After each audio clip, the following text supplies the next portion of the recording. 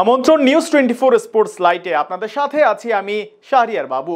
চলুন দর্শক জেনে নেই আজকের ম্যাচের খুঁটিনাটি সহ বিস্তারিত রিপোর্টের বাকি অংশে। রেকর্ড 24,75,00,000 রুপিতে অজি পেসার মিচেল স্টার্ককে দলে ভিড়িয়েছিল কলকাতা।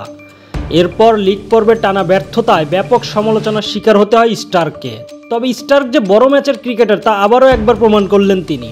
ফাইনালে ওঠার লড়াইয়ে হায়দ্রাবাদের টপ অর্ডারকে একাই ধসিয়ে দিয়েছিলেন এই অজি পেসার, যার ফলে শুরুর ধাক্কা সামলাতে না পেরে বেশি দূর এগোতে পারেনি শক্তিশালী ব্যাটিং লাইন নিয়ে গড়া হায়দ্রাবাদ। আজ মঙ্গলবার টসে জিতে ব্যাটিংয়ে নেমে শুরুতেই হোঁচট খায় হায়দ্রাবাদ।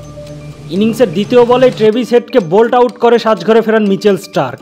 পরের ওভারে আবারও শিকার হন আরেক ওপেনার অভিষেক শর্মা। 4 বলে 3 রান করেন এই ভারতীয় ব্যাটার। নিজের দ্বিতীয় ওভারে উইকেট না পেলেও তৃতীয় ওভারে নীতিশ কুমার এবং শাহবাজকে ডাক আউট করে হায়দ্রাবাদের টপ অর্ডারকে বিধ্বস্ত করে দেন মিচেল স্টার্ক। এরপরই হেনরি ক্লাসনকে সঙ্গে নিয়ে শুরুর ধাক্কা সামলানোর চেষ্টা করেন রাহুল ত্রিপাঠী। 21 বলে 32 রান করে ক্লাসন আউট হলেও 29 বলে 50 তুলে নেন রাহুল। পিচে এসে ব্যাট চালাতে থাকেন আব্দুস সামাদ। তবে দুজনেই ভুল বুঝাবুঝিতে 35 বলে 55 রান করে রান আউট হন রাহুল। পরের বলে ডাক আউট হয়ে প্যাভিলিয়নের পথ ধরেন ইম্প্যাক্ট সাব খেলোয়াড় হিসাবে নামা সানভীর সিং। এতে দলীয় 121 রানে 7 উইকেট হারিয়ে ছন্দ হারায় হায়দ্রাবাদ। 12 বলে 16 রান করে বাউন্ডারির লাইনে ধরা পড়েন সামাদো। শেষ দিকে 24 বলে 30 রান করে কামিন্স আউট হলে 3 বল হাতে থাকতেই 159 রানে অল আউট হয় হায়দ্রাবাদ। কলকাতার হয়ে সর্বোচ্চ 3 উইকেট শিকার করেন মিচেল স্টার্ক। 2 উইকেট শিকার করেন ভারুণ চক্রবর্তী। এছাড়াও সুনীল নারায়ণ ও আন্দ্রে রাসেল নেন 1টি করে উইকেট। কোয়ালিফাই ম্যাচের জন্য রানটা বড় ছিল না কলকাতার ব্যাটিং লাইনের কাছে।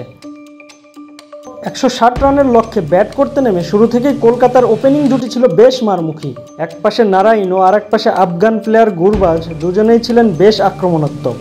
তবে গুরবাজ আউট হওয়ার পরে কিছুটা ধীর গতিতে রান আগালেও ভেঙ্কটেশ আয়ার একাই রানের গতি সচল রাখেন। এরপরে নারায়ণের বিদায়ের পরে ক্রিজে আসেন অধিনায়ক শ্রেয়াস আয়ার। 2 আয়ার মিলে ভালোভাবেই দলকে জয়ের দিকে এগিয়ে নিয়ে যেতে থাকেন। আর এতেই 2 উইকেট হারিয়ে 10 ওভারে কলকাতা তুলে ফেলে 112 রান। এরপরেই শুরু হয় কলকাতার ব্যাটারদের তাণ্ডব। ফাইনালে যাওয়ার জন্য তাদের আর তর সইতেছিল না।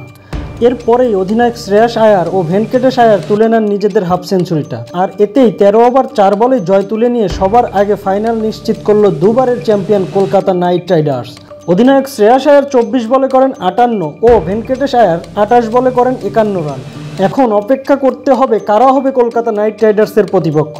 নিজেদের তৃতীয় শিরোপা কি ঘরে তুলতে পারবে শাহরুখ খানের দল?